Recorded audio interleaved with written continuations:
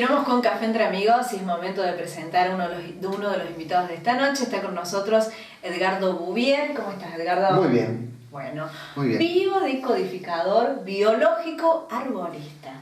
Así lo denominamos. Contanos un poquito qué es el árbol genealógico.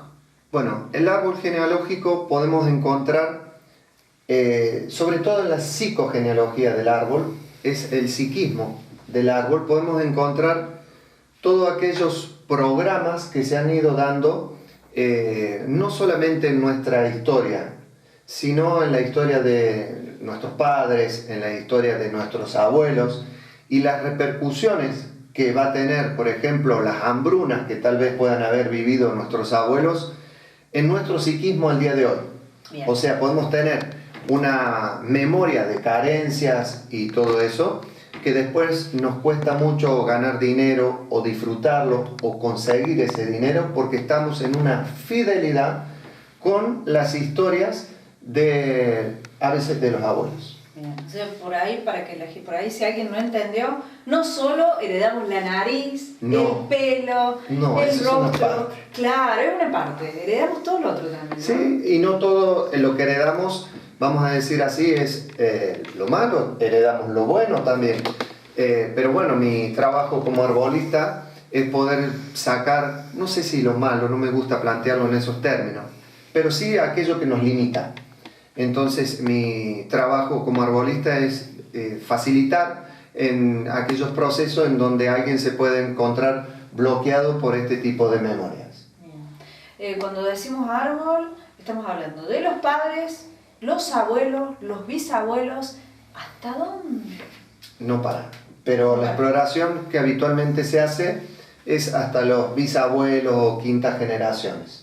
Bien, a veces se trabaja con un árbol un poquito más concentrado, hasta los abuelos, hay gente que va a los bisabuelos, que es lo ideal, ¿no? Bien. Y después de ahí primos, toda la rama. ¿A primos también? Todos, por ese sistema. ¿Y qué necesitamos saber? ¿Nombre, fechas de nacimiento? Bueno, habitualmente en la indagatoria de árbol lo que buscamos son los nombres, como bien dijiste, fechas de nacimiento, fechas de defunción, profesiones. Se puede ser doble, le llamamos nosotros a todo esto, doble con algún abuelo, con algún tío, con mi padre, con mi madre, por alguna enfermedad, o sea que tengamos o compartamos. Se puede ser doble por parecido mi papá físico. Que dice, mi abuelo murió de cáncer y mi papá también. Sí, entonces nosotros hacemos una exploratoria con eso, siempre y cuando la persona venga o tenga alguna temática de cáncer o algún conflicto con ese programa, vamos a decir así. Bien. En este caso vamos a hablar, porque es amplio el tema, muy súper amplio. Sí. Vamos a hablar de los dobles por nombre. Bien. ¿Por qué esa costumbre de ponerle el mismo nombre al hijo, o el nombre del abuelo, o el nombre del tío? Bien, hay distintos motivos.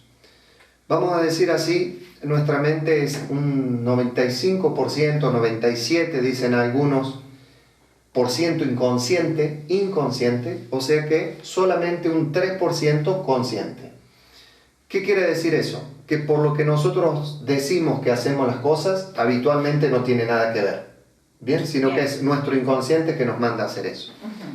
Entonces, el nombre es el primer contrato social que nosotros tenemos. Alejandro Jodorowsky dice, ¿cómo te llamas? No me llamo, me llamaron. Sí, porque el nombre es algo que no hemos elegido nosotros, sino que habitualmente son los padres, pero a veces son tíos, padrinos, quienes eligen nuestro nombre. Y el nombre, en la mayoría de los casos, no es totalmente inocente o librado al azar como la gente piensa. Por ejemplo, voy a empezar, para ir por orden trazando, voy a empezar por el rango de hermandad, como se le llama. Es muy común ver que a veces una persona en una familia se pierde un hijo.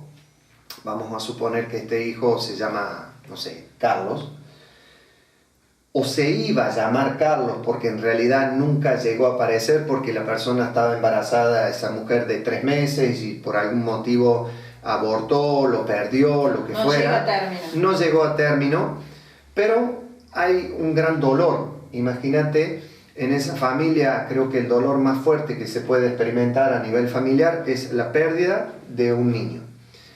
Entonces, ¿cómo se subsana ese dolor, perdón? La forma de subsanar ese gran dolor familiar y de bajar ese estrés es traer un hijito con el mismo nombre, ¿bien?, del que falleció. Entonces le pongo al hijo número 2 el nombre del hijo número 1. Y eso nosotros lo vemos a nivel de árbol, pero también lo vemos en biodecodificación, pero también se ve en constelaciones familiares, que le ocasiona mucho conflicto al hijo, sobre todo número 2, porque se hace una sustitución del hijo primero. Entonces quiere decir que no hay un duelo real, tal vez la persona no ha vivido el duelo. Está ocupando el lugar de otra persona. Exacto, está ocupando el lugar de otra persona. Nosotros decimos que está parada en el lugar de un muerto. Entonces esa persona a veces le cuesta la vida después, como claro, por ejemplo... ¿cuáles son los conflictos que le trae? A veces son varios, pero en la consulta uno puede ver que la persona dice, mira, no sé por qué, pero a mí todo me cuesta el doble que a los demás. Una frase común es, la remo en dulce leche. Siempre tengo que, para poder lograr algo, tengo que remarla mucho. Esas personas habitualmente pueden tener un conflicto de inexistencia. ¿Qué sería eso? Falta de reconocimiento. Entonces la persona siente que hace mucho, a veces en el ámbito de la casa, pero la pareja no le reconoce, los hijos no le reconocen. No sé por qué en el trabajo soy muy bueno o siento que soy el mejor en mi trabajo, pero parece que nadie se da cuenta y le reconocen a tal que no se preocupa como yo, etcétera, etcétera. La persona le cuesta todo lo que sea disfrutar, le cuesta salir de vacaciones. Bueno, hay un sinnúmero, a veces hay ciertas patologías como asma, rigidez física. Incluso enfermedades. Sí, enfermedades también. Física, somatiza. Se somatiza, exacto, por estar mal parado y venir a cumplir un objetivo que es ser hijo de sustitución o de reemplazo. ¿Para qué? Para bajar el estrés, tal vez de la madre o el padre que no han podido aceptar ese tremendo dolor y ese duelo primero. Entonces, eso es una forma en la que encontramos muy común de ponerle a un hijo el nombre que se le iba a poner a alguien, a un hijo que no llegó. Pero también, por ejemplo, se le puede poner a un hijo el nombre del padre, puede llevar el nombre del padre o de la madre. Entonces vamos a suponer que, no sé, yo me llamo Edgardo en este caso y mi padre se llamaría igual que yo, Edgardo. ¿Y por qué uno le pondría a su hijo el mismo nombre? Claro. Porque habitualmente lo que uno puede encontrar ahí es que si Edgardo, el padre, no se realizó o no se sintió realizado en algún aspecto de su vida, esto es una forma a través de este Edgardo que viene de proyectar o alargar su propia vida en ese hijo. Entonces es como una forma en que ese hijo viene a cumplir tal vez algo que yo no he podido concretar. Yo siempre lo digo, mi brazo llega hasta acá, pero si le pongo a mi hijo mi nombre, llego acá. Claro. Entonces como una... Se lo está cargando al hijo de... Y sí, porque a veces... es común encontrar en nombres iguales también que ese hijo se siente obligado hasta a tener una profesión igual.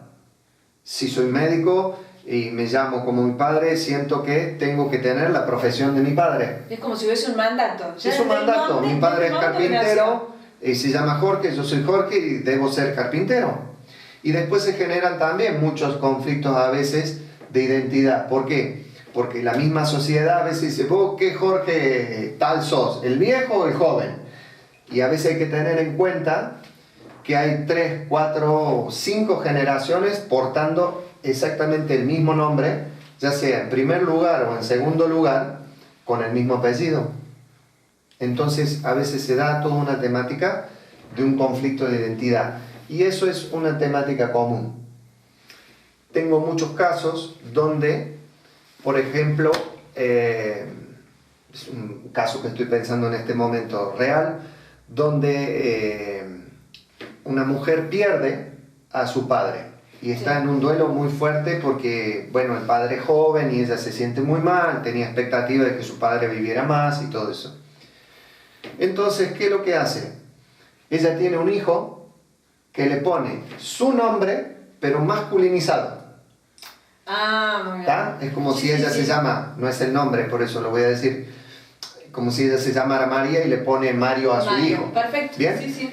Y le pone el nombre del padre muerto. Entonces, una forma de unirse y reencontrarse ella con su papá a través del hijo. Entonces, también hay un proyecto para ese hijo de tener que venir a unir, pero de fondo hay una temática probablemente de un duelo no elaborado, de un duelo no resuelto, en donde ese chico sin duda que viene con un chip de cosas, de mensajes, y lo que nosotros le llamamos un proyecto y sentido de cosas que va a tener que cumplir a lo largo de la vida, como por ejemplo, si un hijo tiene a veces, otro caso, el nombre de los abuelos. Sí. Muy común eso. Muy común el nombre de los abuelos. Muy común portar el nombre de los abuelos. Es más, antes se usaba que se le ponía el nombre de una abuela y de la otra abuela, entonces se compartían esos nombres. Y ese es habitualmente lo que nosotros le llamamos un niño salvador. ¿Por qué? Porque es una persona que está tratando de traer a través de su hijo a sus propios padres. Entonces, a nivel del inconsciente, a veces, por ejemplo, ha habido padres no muy presentes, por distintos motivos, sin entrar a ver, pero a veces un padre o una madre que han tenido que trabajar muchas horas, y para esta persona ha sido una persona ausente, entonces ahora trae un hijo o una hija con ese nombre, pero para que sea bien presente. Claro. Y lo que se le está diciendo a ese hijo, a esa hija, es que, mira, vos me vas a tener que cuidar durante toda la vida. Lo cual es un rol invertido, porque se supone que la cascada, nosotros decimos biológica, siempre cae, o sea, los padres cuidamos a nuestros hijos y no nuestros hijos a nosotros, al revés, ¿tá? Y no estoy hablando de un caso de vejez ni nada de eso, ¿no? Sino que estoy hablando de que la persona a nivel del inconsciente quiere que el hijo lo salve o le resuelva, y he visto esas cosas donde, por ejemplo, una mujer me decía, bueno, mi hija es más adulta que yo. Sí, porque hay una proyección, ¿bien?, de su mamá a su papá en esa hija. Es otra de las cosas que sucede.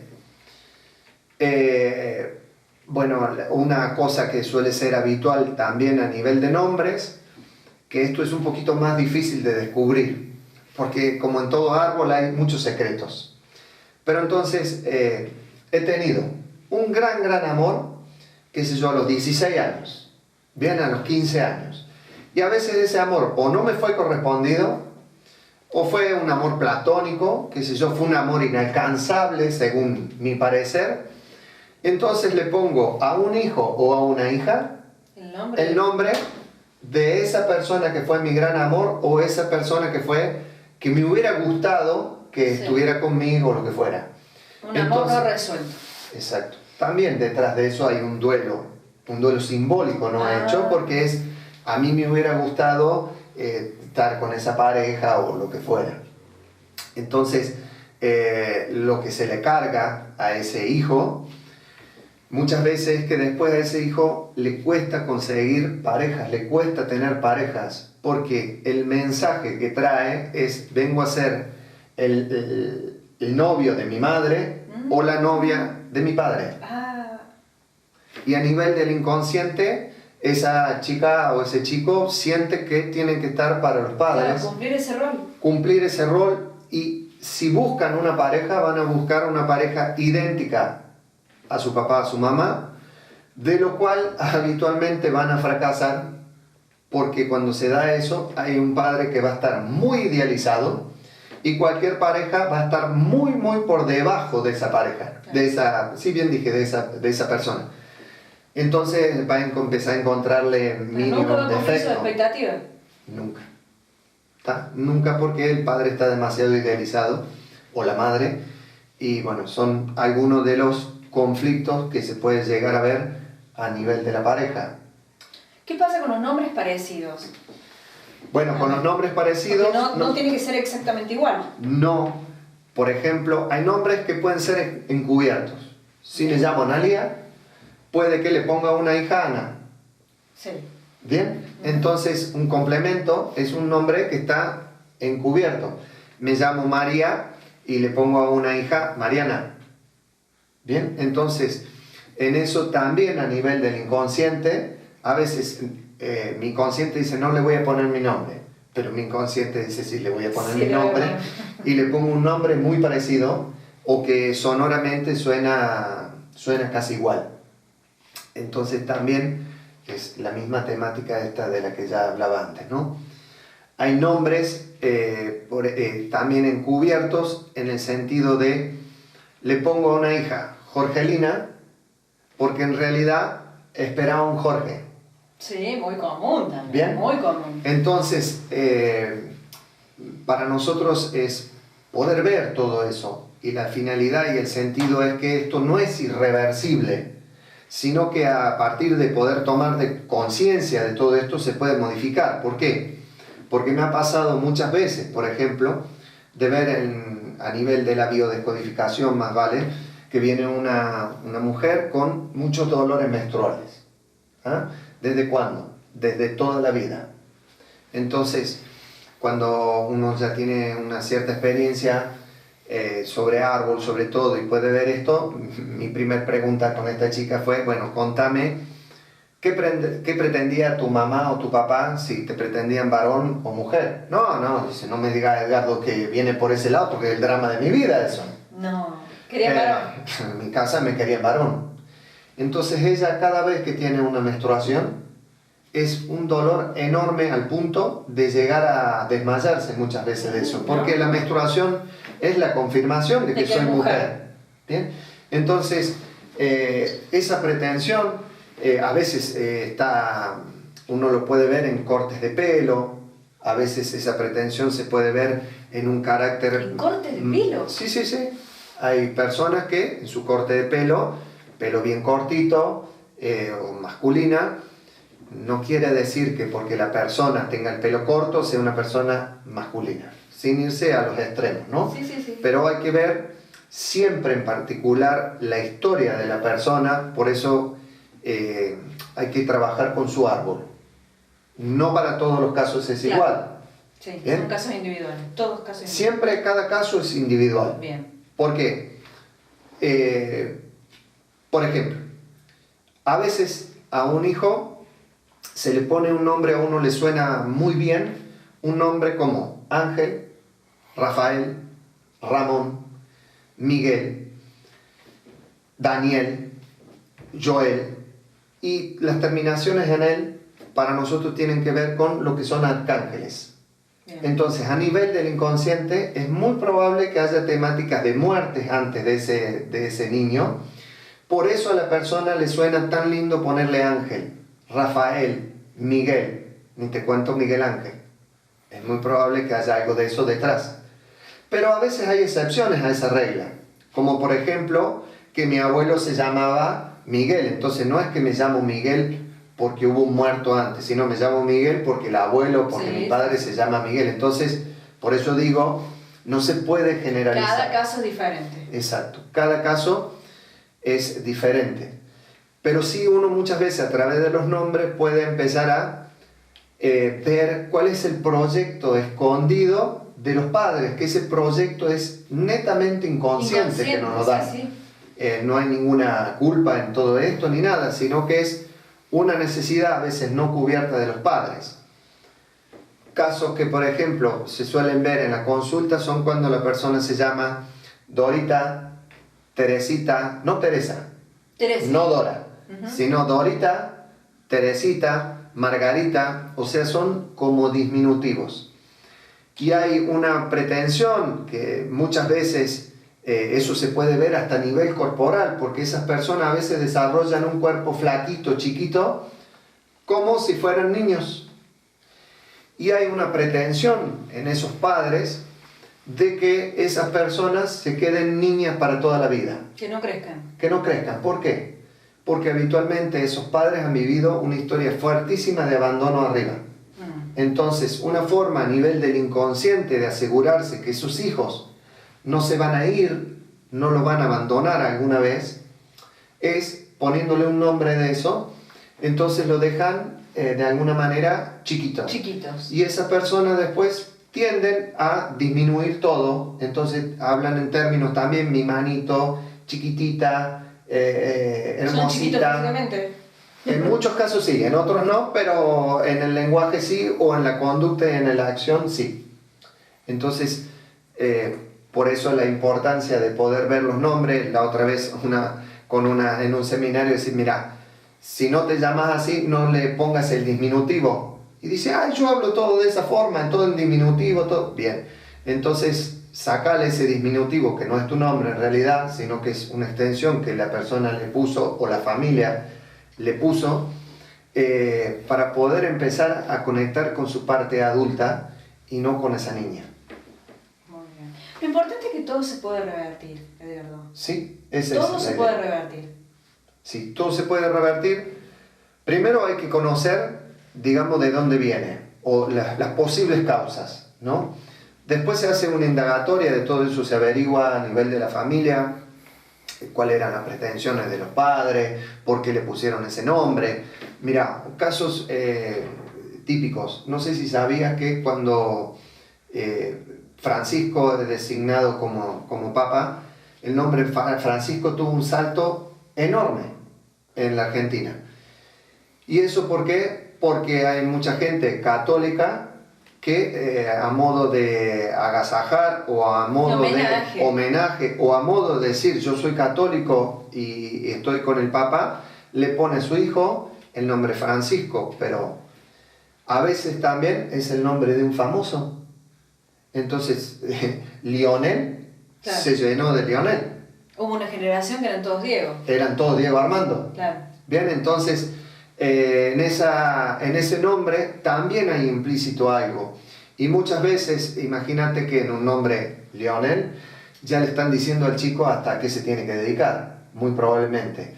¿Por qué? Porque a lo mejor el padre es muy futbolero y bueno, era un patadura, como se dice, o sea, un chancleta, no jugaba nada, claro, pero quiero un hijo que sea un gran jugador o que se destaque, o a veces a nivel de inconsciente es más todavía.